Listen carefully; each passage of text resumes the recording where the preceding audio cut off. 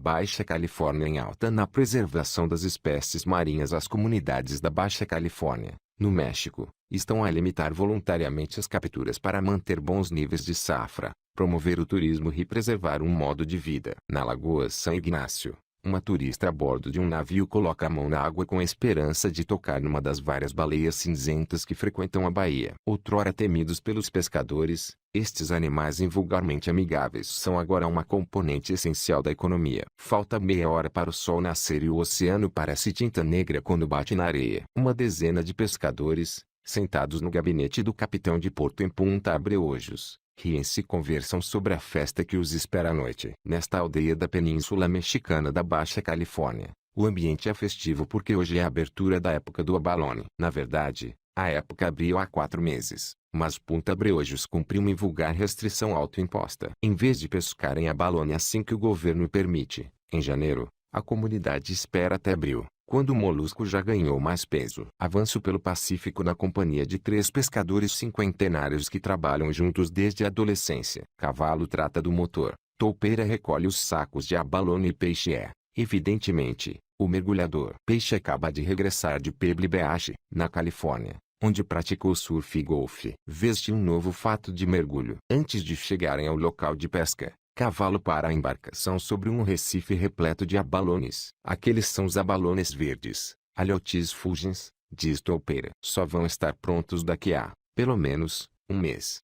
Algumas milhas depois, Peixe salta para a água. Passadas 2 horas atinge o limite de captura e emerge com um sorriso e um saco repleto. Na maioria das aldeias pescatórias do México, homens como estes estariam a fazer uma parca colheita em águas esgotadas, vivendo com dificuldades. O que os torna tão otimistas em relação à próxima época. Como conseguem comprar equipamento novo e gozar férias em campos de golfe? Um praticante de mergulho livre nada com peixes no Golfo da Califórnia, junto do Cabo Pulmo. A biomassa do único recife de coral do Golfo aumentou 2 a 3 vezes desde que foi declarado zona de captura interdita. A cooperativa de pesca da aldeia foi criada em 1948 e, durante muitos anos, funcionou como as outras, retirando o máximo possível do mar. Na década de 1970, porém, após algumas safras decepcionantes, os pescadores decidiram experimentar uma nova abordagem. Decidiram gerir a lagosta, e mais tarde o abalone, a longo prazo,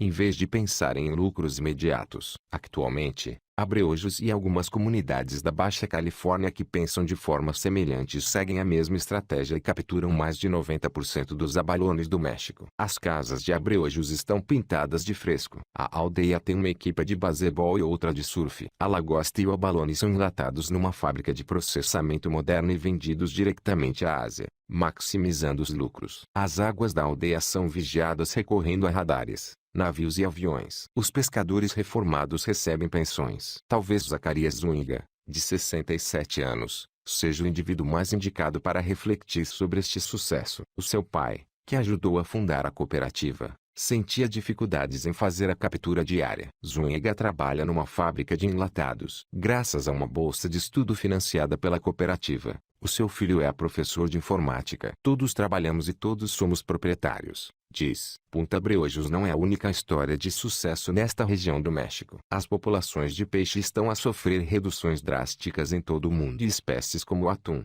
a tartaruga e a garopa são cada vez mais raras. Contudo, no noroeste do México, algumas comunidades conseguiram proteger os seus recursos subaquáticos. Estas áreas de microconservação são criadas pelas comunidades, ou com seu apoio, uma estratégia que muitos ambientalistas consideram essencial. A forma como fizeram pode servir de exemplo para comunidades pescatórias de todo o mundo. Um tubarão branco nada na reserva da biosfera da Ilha Guadalupe. É um dos poucos locais do mundo onde estes tubarões se reúnem em águas transparentes e tornou-se um polo de atração para o mergulho. O ecoturismo rende centenas de milhões de euros ao México. A história das pescarias na Baixa Califórnia é uma saga de altos e baixos. Quando o escritor John Steinbeck visitou a península em 1940, maravilhou-se com a incrível biodiversidade. Avistou ali enormes cardumes de mantas, leitos de ostras pelíferas e tantas tartarugas que os mais velhos diziam ser possível atravessar o mar caminhando sobre as suas carapaças. Contudo, em poucas décadas, o homem descobriu o limite, dizimando os leitos de ostras selvagens. Depois disso, virou-se para as tartarugas, o atum, os tubarões, as garopas e uma dezena de outras espécies. Para agravar a situação, durante décadas, o governo mexicano incentivou os trabalhadores desempregados a tornarem-se pescadores, ao abrigo de um programa denominado Marcha até o Mar. No sul da península, que só se tornou uma província mexicana em 1974, isto resultou numa cultura autossuficiente que ainda hoje subsiste. Octavio Aburto mergulha junto da Ilha Espírito Santo. Este biólogo procura as razões para o sucesso de algumas reservas. Descobriu a importância da comunidade que habita o local. Começa-se por incutir orgulho nas pessoas e um compromisso com a recuperação. Diz as pessoas estão habituadas a tratar dos seus assuntos sozinhas. Diz Octavio Aburto, biólogo marinho que estuda os bancos de pesca locais há 20 anos. Eles não esperam que seja o governo a agir. Após décadas de excesso de captura, a região assistiu a um colapso dos bancos de pesca de determinadas espécies, à medida que as famílias perseguiam os peixes ainda existentes. Em alguns locais, pequenas comunidades começaram a inventar formas de manter os recursos. Um dia, as suas ideias disseminaram-se. Destas histórias de sucesso dispersas emergiram 5 regras-chave para uma gestão sustentável do oceano apoiada pelas comunidades. A primeira, como acontece em Abreujos, é vantajoso o local ser relativamente isolado, sendo explorado por uma ou duas comunidades. Segunda, a comunidade precisa de um recurso de grande valor, como a lagosta ou a balone. Líderes fortes e visionários são o terceiro requisito. Quarto, os pescadores precisam de um modo de sustento enquanto os recursos recuperam. E, por fim, a comunidade tem de estar unida pela confiança. Na Baixa Califórnia, a importância destas regras é ilustrada por várias comunidades além de Abreujos. Um exemplo extraordinário de um recurso de grande valor pode ser observado tocado na Lagoa São Ignácio, a cerca de 30 quilômetros para sul. Uma cardume de jamantas devora plâncton junto da Ilha Espírito Santo, outrora ponto de encontro de tubarões e raias. O número destes animais diminuiu dramaticamente na década de 1990 devido ao aumento da procura global. Desde então, graças a esforços locais de conservação, várias populações conseguiram recuperar. Em 1972, segundo uma lenda local, Francisco Maioral estava a pescar no seu lugar habitual na lagoa. Tal como era costume entre os pescadores da região, levava a bordo um remo para bater no barco caso uma baleia cinzenta se aproximasse demais. Na altura, pensava-se que as baleias cinzentas eram criaturas perigosas, capazes de partir um barco ao meio. Passado pouco tempo, uma baleia nadou junto do barco. Movido por curiosidade ou talvez por ousadia, Francisco esticou o braço para lhe tocar. A baleia encostou-se e deixou-o tocar-lhe na pele macia e esponjosa. Foi nesse instante que nasceu uma indústria quase familiar. Em finais da década de 1980,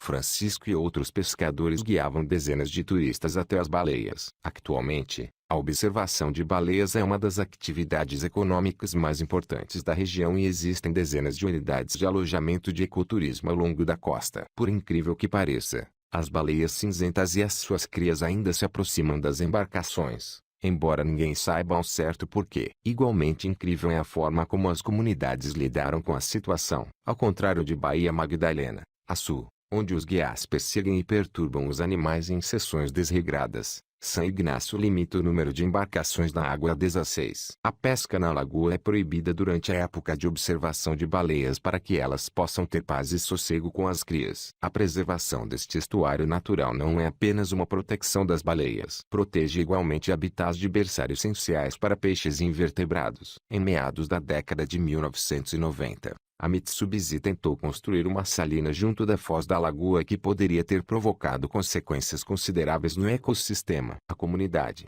auxiliada por organizações ambientais, mobilizou uma campanha agressiva para impedir o projeto e acabou por ser bem-sucedida. A vida marinha ocupa um lugar de destaque na história da península. As culturas pré-hispânicas pintavam raias, tubarões, golfinhos, atuns e focas nos desfiladeiros isolados da Cordilheira de São Francisco. Atualmente, estes animais desempenham um papel importante no turismo mexicano em locais como a Reserva da Biosfera do Arquipélago de Revillagigedo, no Oceano Pacífico. Neste local, os mergulhadores podem assistir a cenas como esta, em que uma manta limpa por peixes-anjo dirige uma baía numa panga de 7 metros com turistas ansiosos pela experiência absurdamente única de acariciar uma baleia. Roberto Fischer, o pescador que nos guia, Avisa que não há garantias de tocarmos ou sequer de vermos uma baleia. São elas que decidem se vêm ter conosco. Nós não podemos segui-las. Algumas centenas de metros ao largo da costa, um vigilante pago pela comunidade observa-nos para assegurar que cumprimos as regras. De repente, o rosto de uma baleia aparece e uma vaga de excitação inunda o navio. Estou a vê-la. Viste? Grita um turista. Timidamente, a baleia cinzenta com as suas crias aproxima-se para nos inspecionar. O seu filhote vem até nós menos timidamente e, pouco depois, está a espreitar de ambos os lados da embarcação enquanto os turistas tentam esticar as mãos. A progenitora junta-se a ele e uma terceira baleia também demonstra algum interesse. É sopa de baleia, diz Roberto. Há situações em que um jornalista deve manter um certo distanciamento, mas isso é impossível quando uma baleia se encosta à nossa embarcação e abre a boca, aparentemente à espera de uma carícia. Estico a mão e toco na pele suave e nodosa e depois, surpreendentemente, toco-lhe na língua. Cabo Pulmo é o lugar onde a terceira regra para uma conservação marinha bem-sucedida, a necessidade de líderes visionários, é mais evidente. Na década de 1980, era uma aldeia pescatória parada no tempo, junto da extremidade da península, demasiado pequena e pobre para conseguir comprar máquinas de gelo para arrefecer o peixe e manter as vias rodoviárias para transportá-lo até o mercado. Cabo Pulmo sustentava apenas meia dúzia de pescadores, alguns dos quais trabalhavam no Recife localizado ao largo da costa. Em meados da década de 1980, biólogos visitaram a aldeia e emprestaram uma máscara de mergulho aos pescadores. Aquilo que viram alarmou-os. Observaram as marcas deixadas pelas suas âncoras, cabeças de coral reviradas e pouquíssimos peixes. Uma cria de elefante marinho espreita para a lente junto da ilha Guadalupe enquanto outros juvenis brincam nas imediações. As reservas criam santuários onde espécies outrora quase extintas prosperam. A maximização da capacidade de renovação das populações é um fator vital para a conservação dos oceanos na atualidade. Olhávamos para o Recife como se fosse a nossa horta e não um ecossistema, conta Judite Castro, líder da comunidade. Os pescadores não sabiam os danos que estavam a causar. No início da década de 1990, o irmão de Judite, pescador e mergulhador, e o proprietário de um barco ordenaram uma proposta para estabelecer uma reserva marinha. Em 1995, a maior parte das pescarias foi interdita numa área de 71 km², criando uma reserva legal sem captura, a única bem defendida da região. Pode não ser grande, mas aparentemente não é preciso muito espaço para recuperar uma comunidade oceânica. Atualmente, o Parque Nacional do Cabo Pulmo tem uma biomassa 2 a 3 vezes superior à existente em 2000 e uma economia vibrante baseada no mergulho turístico. O desenvolvimento de um modelo turístico é uma excelente forma de salvar um ecossistema ameaçado, mas nem todas as aldeias piscatórias têm esse luxo. Além disso, o turismo não gera muitos postos de trabalho. Em São Ignácio, sustenta apenas cerca de 200 pessoas e só alguns meses por ano. Depois, regressam à pesca. O que nos leva à quarta regra. Para a conservação funcionar,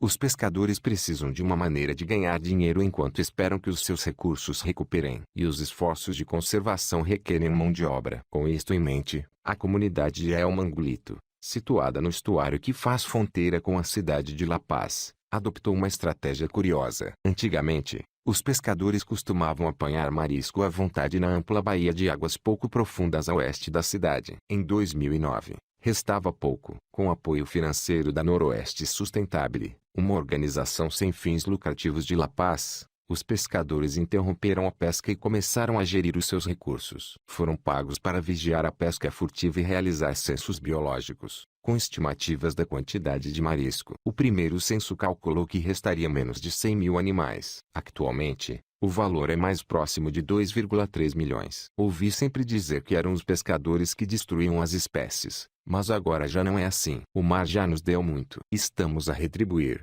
diz Antônio Mendes, um pescador. A consequência mais importante foi o facto de, ao vigiarem ou avaliarem os recursos, os pescadores receberem salários enquanto o marisco recuperava. Pagar-lhes permitiu a transformação de pescadores em guardiões do ambiente. As comunidades locais recorrem a diversas estratégias para retirar sustento dos recursos marinhos. Há quem dependa do turismo, como este antigo pescador da Baía Magdalena, que leva pessoas a verem tubarões, baleias e pelicanos a mergulhar em busca de peixe. A última regra é, possivelmente, a mais difícil de cumprir. Para a conservação funcionar, É essencial haver coesão e confiança na comunidade. Na região rural da Baixa Califórnia, pode ser difícil descobrir confiança nos vizinhos, mas é possível criá-la. Pelo menos é nisso que a Niparajá, uma organização de conservação sediada em La Paz, está a apostar. A Niparajá trabalha em bancos de pesca sustentáveis numa região particularmente desolada do sudeste da península,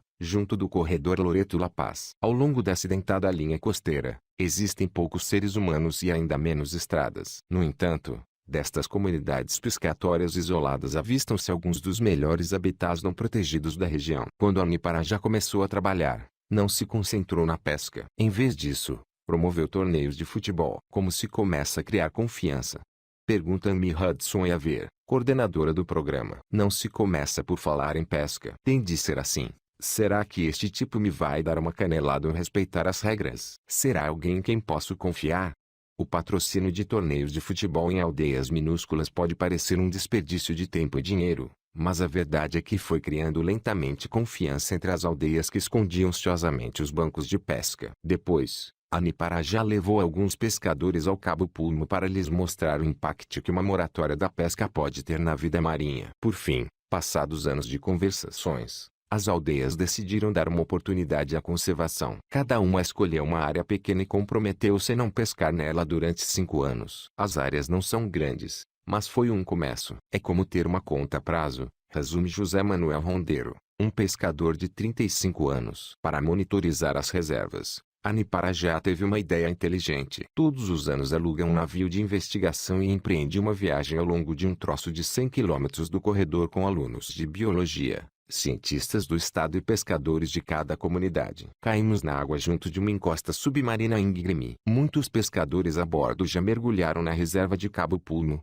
mas vários disseram-me que não tinham ficado impressionados. Viram imensos peixes, mas nada comparado com o que o corredor poderia ter. Compreendo o que me dizem. Os inúmeros recantos e rochas são habitats perfeitos. José Manuel leva consigo uma fita métrica, puxa a 30 metros e nada ao longo dela com um quadro na mão, contando peixes num sentido e invertebrados no outro. Depois senta-se e conta os peixes que vê. Os totais são um pouco desanimadores. Quando saímos da água, José Manuel explica que esta zona de pesca interdita é pequena e muito recente. Nas maiores, viu a biomassa aumentar em poucos anos. Uma reserva marinha mais para norte floresceu recentemente e as comunidades decidiram expandi-la. Este ano é melhor do que qualquer outro ano, comenta. Estou a vê-la muito reabastecida. Há imensos peixes. Esta investigação é essencial. As 5 áreas protegidas de maior dimensão da Terra são parques marinhos e a vida oceânica recupera no interior das suas fronteiras. Mas que tipos de habitat geram os melhores resultados ecológicos? Madalena foi prejudicada por esforços de conservação fracassados. Mais a norte, os habitantes de Punta Abreojos gerem os seus recursos de modo a garantir a existência de produtos de valor elevado como a balona e a lagosta. As reservas minúsculas do corredor são os sítios perfeitos para responder a estas perguntas, mas estas viagens também cumprem um papel de divulgação importante. Poucos confiam no Estado e muitos defendem que os esforços de conservação são conspirações misteriosas. No corredor, porém, cada comunidade valoriza a opinião dos pescadores que trabalharam com os biólogos marinhos. Sempre que José Manuel regressa do navio de investigação, a sua comunidade bombardeia-o com perguntas. Tenho uma vida repleta de grandes experiências de pesca, diz, sentado no barco, certa noite. Orgulho-me de ser pescador. A comunidade tem muitas necessidades, mas vivemos felizes. Contemplando a água naquela sublime linha costeira, pergunto-lhe se ele quer que a filha se case com um pescador. Ele faz uma pausa e responde, com um sorriso, não. Quero que ela seja bióloga marinha e que faça o tipo de trabalho que estou a fazer agora.